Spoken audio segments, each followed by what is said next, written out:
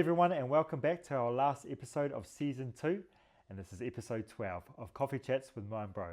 So I'm Brandon, and this is my sister Monique. Hey guys, I'm the elite sibling of Motion Fitness. Hey, you saved that one for the last episode, when you knew you could I get had away to, with it. I had to. Hey? Anyway, disregard what my sister just said. Today we're going to be explaining and debunking a myth that's in the fitness industry. Obviously there's a lot of noise out there, but before Monique leads the way with that part, I'm going to explain what we do here at Motion Fitness.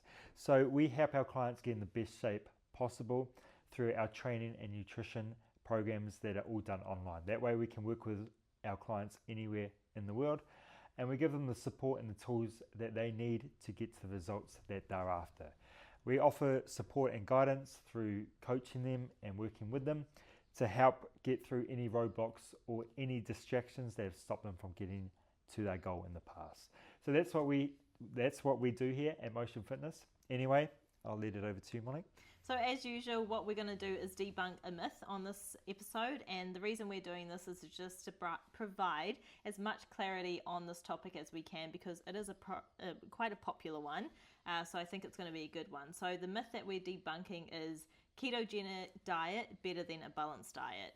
What are your thoughts on this, Brandon? How has this impacted you throughout your journey?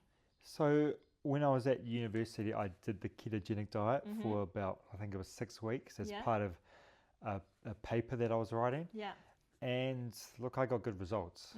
I lost body fat. I leaned up, toned up, felt good. And so, in terms of what it provided, it worked for me. There were some downsides though, and this is the part that people don't want to talk about, who are very prevalent in the ketogenic scene. Is at the start I struggled for energy. Yeah. So what happens to your body when you're on a ketogenic diet is it changes the fuel source that your body consumes. So you go through a process called ketosis, and during this process is when you kind of get that iron taste in your mouth. It can be blood, but it's just the change in the fuel source that your body's using. And for me, I lost weight, but I love a carb. Yeah. And the only way to stay in ketosis is having literally next to no carbs. The minute you have a slice of bread or you start having carbs, you go out of ketosis. And that's the whole point of the ketogenic diet, to stay in ketosis. So for me, it's not sustainable. Yeah. And I know we're going to talk about it shortly, but I know pretty much for 99% of other people out there, it's unsustainable as well. Because as I said, you can't just do it Monday to Friday. You got to be doing it year round. Yeah. So that's the struggle I had with that diet. Have you ever tried it, and what was your experience? I can't actually remember when I tried it, but we were living together. We were, a lot younger. Might have been my uni paper. I think I put everyone on it. No, really? Yeah. I think everyone jumped on. Oh. Really? Okay, maybe that was what it was, because I do think Corey was in the kitchen with me. I have this vivid memory of Corey being in the kitchen with me and us putting our bacon down on the frying pan. I remember everyone was in it at the same time. You bastard! You got me to do see it. What I do? But I am very similar to you. It worked for me. It gave me the results that I was after, mainly just losing weight. But my energy, dropped off completely. It was hard to stick to, real hard.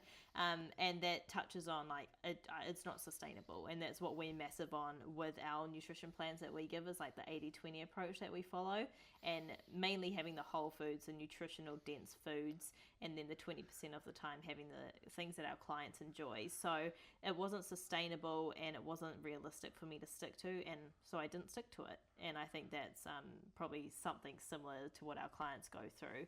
And how do you find it with working with males? Do they come on board and they say, this is what I want to do, I want to follow a keto diet? Yeah. So back when I was in the gym, it was one of the first things people would say to me when they're trying to lose weight is, I've done the ketogenic diet before and it's worked, so I'm going to do that again. And it's there's a reason why you're back here talking to me. It's because it didn't work. Yeah, it worked for the 6 weeks you did it. It worked, but you learnt nothing. Yeah. Because at some point you gave into carbs, which is completely normal. It's completely normal. Yes. It'd be crazy if you didn't have carbs. But at some point you gave into carbs, and then that snowballed into you consuming carbs regularly. Yeah. You're out of ketosis now, and also because you haven't learnt how to understand calories or anything, you've put the weight back on. And then what happens?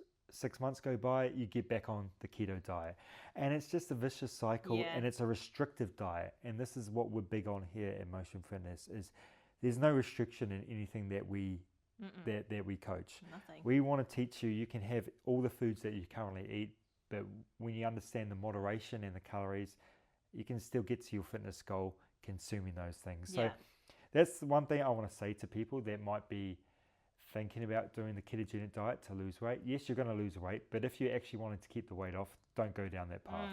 It's a waste of your time. You would be better if you have no idea talking to us, working with us. We've got the plans and all the foods that you already eat in our plans. So that would be me just being straight up factual what I would recommend you do. And so that's my experience working with dudes and what I coach. How about you and the girls? Yeah, so some girls have obviously tried the keto diet. I think most of us out there have tried it at some point in our lives, but like you say, have come to me for a reason, because it's not worked. It's not sustainable. They haven't enjoyed the whole process. So I think jumping on board with me, a massive thing for the females, and probably what you notice with the males as well. Like, you give them their first lot of meal plans. So first couple of weeks worth. Obviously we update those every fortnight where they get even more meal plans, and that continues to go on. But the first lot you give them, they're always like, holy shit, like, and I can eat this stuff. Like I've been eating this, and I'm like, yes, but it's just because I understand your calories that you're trying to get to for your goal, as well as your macronutrients. I've allowed for you to eat this in your meal plan. There's no restriction in any of your macros, but you're still going to enjoy it. And I think they're just like blown away with like the fact that they can actually eat those foods. So we are all about being sustainable and enjoying the journey as well.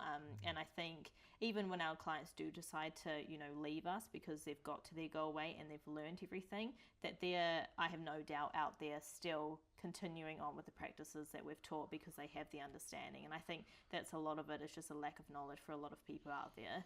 Yeah, and look, it's not your guys' fault. Yeah. It's no one's fault. It's the industry we're in. We are in a very saturated industry where people are trying to stand out in order to get someone to buy their program or just whatever. And we're not built that way. We just want to hit straight facts, help our clients, help our followers, help our viewers. Help everyone. Just get in the best shape possible, because when you truly are passionate about this, that's the main goal. So that's what we want to share with you guys. And look, we appreciate all our viewers that have stayed throughout this journey and supported us, liked our stuff, commented on things, responded to our polls. It means a lot, because we understand there's a lot of conflicting advice out there. So if you're one of our followers, just know we're always going to put you in the best position we possibly can. So thank you for that. That's all from me for season 2. Thank you guys so much. Like Brandon said, we do really appreciate the support. Obviously, we're a family-run business, and we're here to help as many people as we can. So if that means that you have any questions for us, please just feel free to drop us a DM on Instagram or any of our social media platforms that you can find us on. We have links in the description, as well as on our social media platforms, where you can find out a bit more on working with us. But we love to help anyone working on their journey. If you're willing to better yourself and get to your goals, and you're willing to put in some of the work with obviously our guidance, then we're more than happy to help you on your journey. So thank you for joining us, and we'll see you for season 3. Sweet as. All right, that's us done.